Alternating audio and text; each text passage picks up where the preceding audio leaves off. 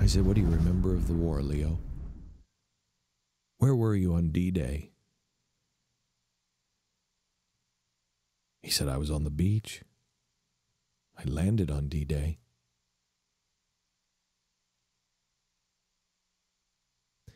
We sat there while everyone else was dancing.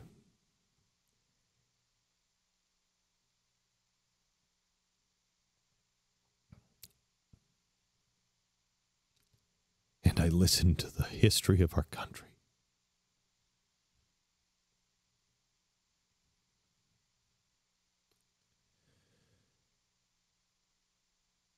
And he told me a story of how when they were landing, his commanding officer, who was a racist and hated Leo because he thought he was a spy. He thought he was going to get them all killed because he was an Italian.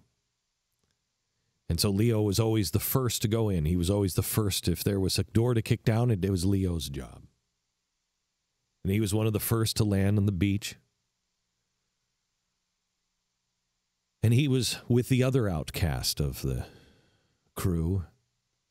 His best friend was an African American. And the two of them were always given the worst assignments. He because he was African American, and Leo because he was, of course, a spy because he was from Italy.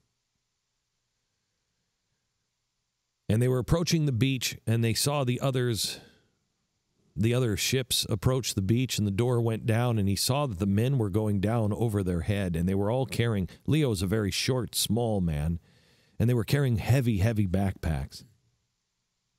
And his friend, the African-American man, said, Leo, I can't swim.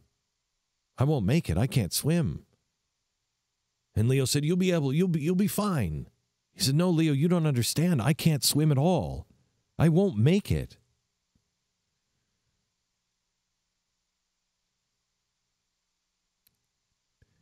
Leo looked at his commanding officer and pleaded with him and said, please, he can't, you either have to go in or you have to take him back. He can't, he won't make it. Let me take his pack.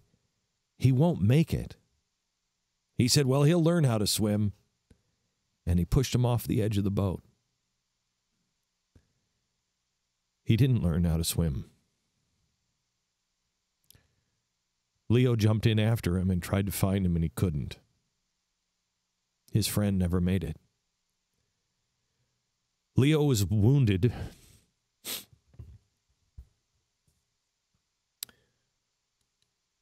On the beach that day.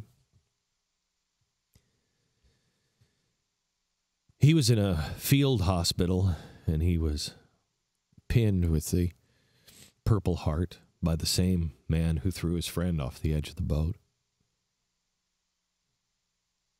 He ripped it off his shirt, he said, and he threw it at him. He said, I don't want your medal. I want my friend.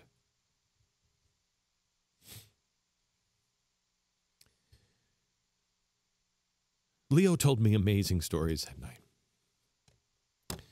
I got into the car that night with my wife, Tanya, and I said, boy, I could spend days with Uncle Leo.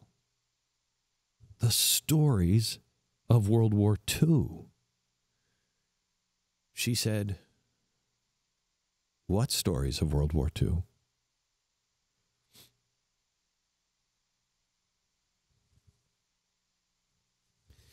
Leo had never told anyone in the family. He had never told another living soul.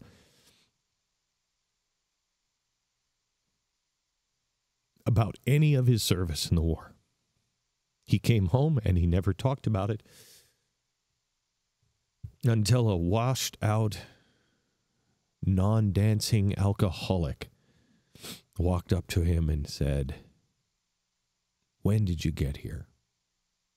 And for some reason, he decided to tell me.